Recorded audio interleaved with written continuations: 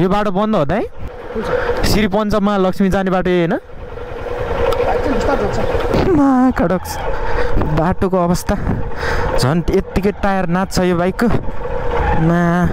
अलिकति चिप्ल्यो भने ल हेर त यहाँ गाउँ होला खतरा फल्दो रहेछ ऊ त्यो 20 त होला नि होइन ए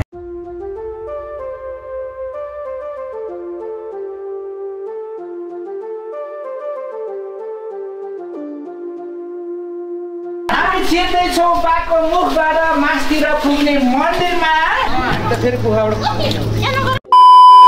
hello guys new day new blog शुभ दिन शुभ साहित्य दशा नमस्ते भइसकेको छु हजुरहरूलाई मेरो युट्युब च्यानलमा वेलकम छ अनि त्यही हो जो मेरो च्यानलमा न्यू हुनुहुन्छ प्लिज एकपल्ट च्यानल भिजिट गर्नु अनि के कस्तो लाग्छ यदि राम्रो लाग्यो भने चाहिँ च्यानललाई सब्सक्राइब गरेर सपोर्ट गरिदिनु होला ढिला गर्दिनँ आजको भिडियोतर्फ लाग्छु आजको ब्लगमा चाहिँ के हुन्छ भनेर हजुरहरूलाई थाहा पाइसक्नु भइसक्यो किनकि थम्बनेल टाइटल अनि सो अगाडिको छोटो हाइलाइट भिडियो अहिले चाहिँ म एक्लै साकुनिर भएको एउटा यो के भन्छ नि पञ्चकुमारी समथिङ के मन्दिर छ नि त्यो खतरा इन्डियन टाइपको मन्दिर हो त्यहाँ जान लागिरहेको छु ल त्यही हो अब ढिला गर्दिनँ अब म निक्लिन्छु है ल मैले बसन्तीलाई स्टार्ट गरिसकेँ अब चाहिँ हिँड्नुपर्ने हुन्छ म एक्साइटेड छु टिकटक भिडियोहरूमा देखिरहेको थिएँ क्या बबाल लागेको थियो है हेर्दा नि अब त्यो इन्डियामा हुन्छ नि त्यो खतरा खतरा त्यो मन्दिरहरू क्या पुरै तलै तल भएको हो त्यस्तो टाइपको छ क्या त्यो मन्दिर अनि त्यहाँको त्यो एरियाको अब फोटोहरू खिच्न अनि घुम्नको लागि दामी छ क्या जस हेर्नको लागि त्यही भएर चाहिँ म जान लागिरहेको छु अहिले चाहिँ पानी पर्ला पर्ला जस्तो भएको छ के हुन्छ है अब पानीले साथ दिन्छ कि दिँदैन ल म चाहिँ चल्दिसकेको छु अब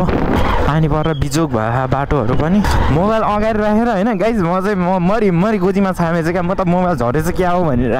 हेट झस्याङ्गै भइदिएर म्या टोक्ने गोजीमा छाम्छु है भेट्दैन म्यासला अनि यसो याद गरेँ त मैले त मोबाइल त स्ट्यान्डमा हालेको थिएँ अगाडि यहीँ छ क्या मोबाइल फेरि याद छैन मलाई त्यस्तो कहिलेकाहीँ यस्तै हुन्छ गाइजहरू हतारमा अब हिँड्दाखेरि मौसम हेर्दाखेरि अहिले नै पानी पर्ला जस्तो छ के गर्नु अब यस्तै छ पछाडिको ब्रेक करायो यार पानी पऱ्यो जस्तो ब्रेकमा त्यही भएर ब्रेक लाउन साथ च्वाङ गरेर कराइरहेछ हल्का सर्भिसिङ गर्ने नै बेला भएको छ क्या बसन्तीको पानी नपर्दै त हुन्थ्यो है यत्रो बाटो जानुपर्ने हुन्छ त्यो 16-17 किलोमिटर छ कि अब त्यति छैन मलाई लाग्छ 16-17 त होइन त्यही 15-16 त होला साकुबाट त त्यति टाढा होइन बाइकमा त्यही 5-10 मिनट लाग्ला अब जाने भए जाउँ धेरै नसधौँ अझ के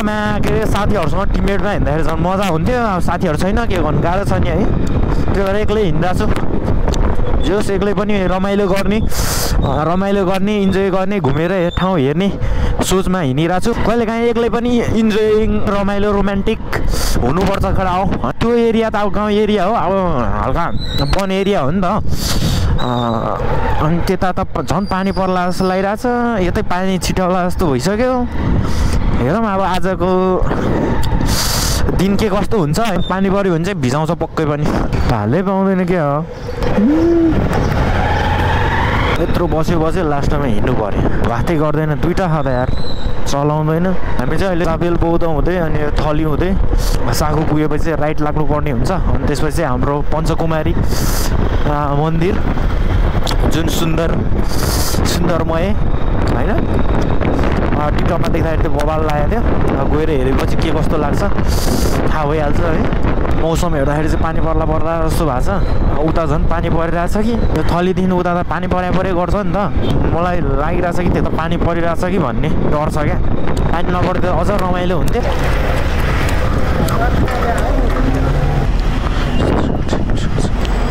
ओके तेल हाल्यौँ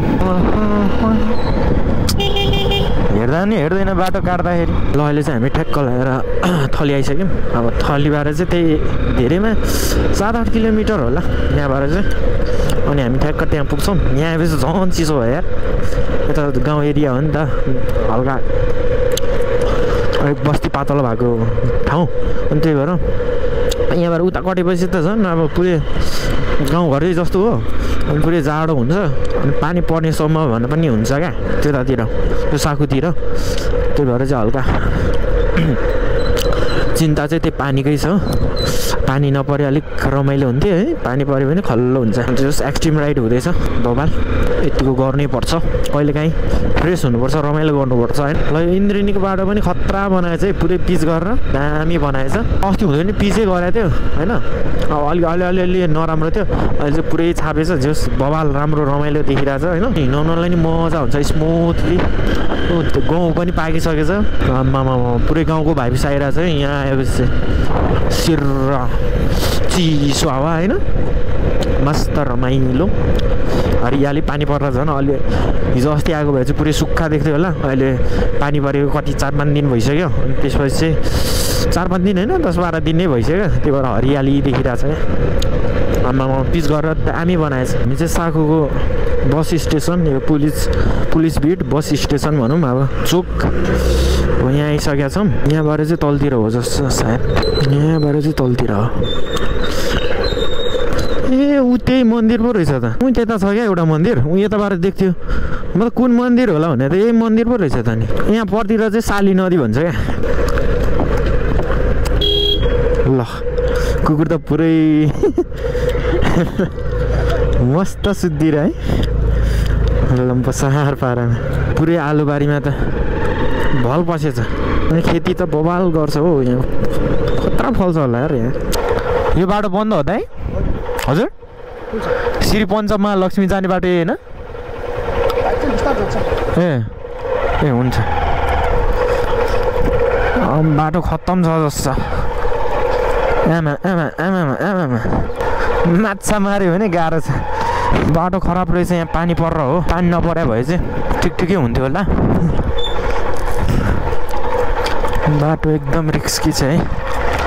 देख्दै डर लाग्दो टाइपको यो अस्तिको खोलाले बगा होला बाढीले पानी परेर यस्तो बर्खाको जस्तै लातलुत बगाउने पानी परेछ टमाटर आलु पानी परेर बिजोक बनाइदिएछ यो आलुलाई आलु खन्ने बेलामा पानी पर्दैन हेर डुबाइदिएर आलु कुहाइदिने भयो अब जाँदैन क्या हो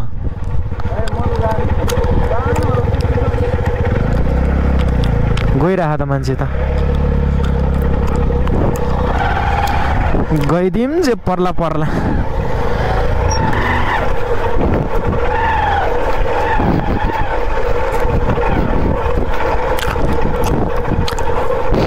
कडक बाटोको अवस्था झन् यत्तिकै टायर नाच्छ यो बाइकको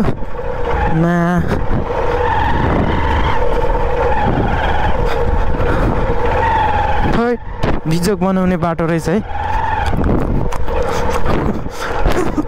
बाटोले त अलिकति चिप्ल्यो भने ल हेर त यहाँ गाउँ होला खतरा फल्दो रहेछ है कसम है डरै लाग्दो ठाउँ आम्मामा यत्रो खुला आएको रहेछ अब चाहिँ आइपुग्न लागिसक्यो है पञ्चकुमारी मन्दिर ऊ त्यही माथि छ बाटोको अवस्था चाहिँ अहिले खतम रहेछ बाटो बनाउँदै रहेछ अनि त्यही भएर बनाउँदाखेरि पानी परेर झन् बिगार्दैछ क्या त्यही भएर चाहिँ अलिक बाइकहरूलाई पनि अप्ठ्यारो भइरहेको थियो ठाउँ त बबाल रहेछ ऊ त्यो मन्दिर चाहिँ इन्डियाको जस्तो फाइनली श्री पञ्चमहालक्ष्मी मन्दिरमा आइपुग्यो दामी रहेछ है मन्दिर चाहिँ जे होस् दामी रहेछ आम्मा बाटोको हालत त यहाँ खोला आएर पुरै बाढी पसेर रहेछ यहाँ म्याप हेरेर ठ्याक्कै आइपुग्यो यहाँ तर बिजोक बनायो रोडको अवस्थाले बिजोक बनायो हालत फ्री एन्ट्री त होला नि होइन ए यता छ मन्दिर यहाँको भित्र अब इन्ट्री हो अब चाहिँ यहाँबाट पढ्ने हो के कस्तो छ हेर्छु अनि मनोरञ्जन लिन्छु हजुरहरूलाई पनि देखाउने कोसिस गर्छु है त ल मान्छेहरू आइरहेको छ भट्टाभट्टी अहिले झन् आयो घाम लाग्यो नि त अहिले त पानी पर्ला जस्तो भएको थियो अहिले चाहिँ पुरै घाम लागिसकेको छ अब चाहिँ छिर्ने हो यहाँबाट के कस्तो रहेछ भ्यू दामी देखिरहेछ पञ्चमहालक्ष्मीको भ्यूहरू चाहिँ दामी देख्न सक्नुहुन्छ यो चाहिँ ठ्याक्कै इन्डियाको त्यो यति ठुल्ठुलो मन्दिर जस्तै देखिरहेछ जस यहाँको ठाउँ अनि यो डेकोरेसन हुन्छ नि यो गार्डनहरू फुलहरू जस बबा लागिरहेछ हेरेर फोटो खिच्नको लागि दामी मान्छेहरूले खिचिएर बनिरहेछ एकचोटि हजुरहरू नै आएर भिजिट गर्नु है यहाँको ठाउँहरू जस फ्रेस भइन्छ यहाँ मासतिर पनि पुरै जङ्गलै जङ्गल छ मलाई त रमाइलो लागिरहेछ तपाईँहरू भिडियो फोटो खिच्न चाहनुहुन्छ भने चाहिँ होस् नयाँ ठाउँमा अब जाने कोसिस यहाँ आउनु भएको छैन होइन नयाँ ठाउँमा जाने तर्खरमा हुनुहुन्छ भने चाहिँ यहाँ आएर भिजिट गर्नु क्या फ्रेस भइन्छ यहाँको यो गार्डनहरू यो मन्दिरहरूको डेकोरेसन यो एरियाको होइन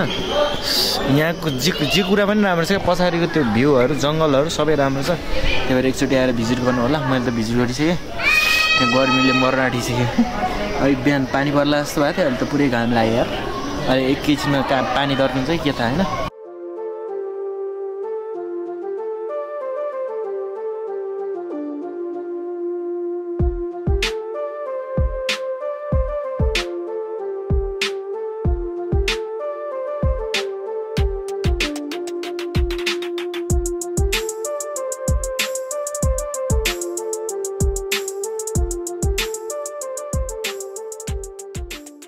टिकट तपाईँले काट्ने ल यहाँ छिरिसक्यौँ ल यहाँ भित्र पसिसक्यौँ म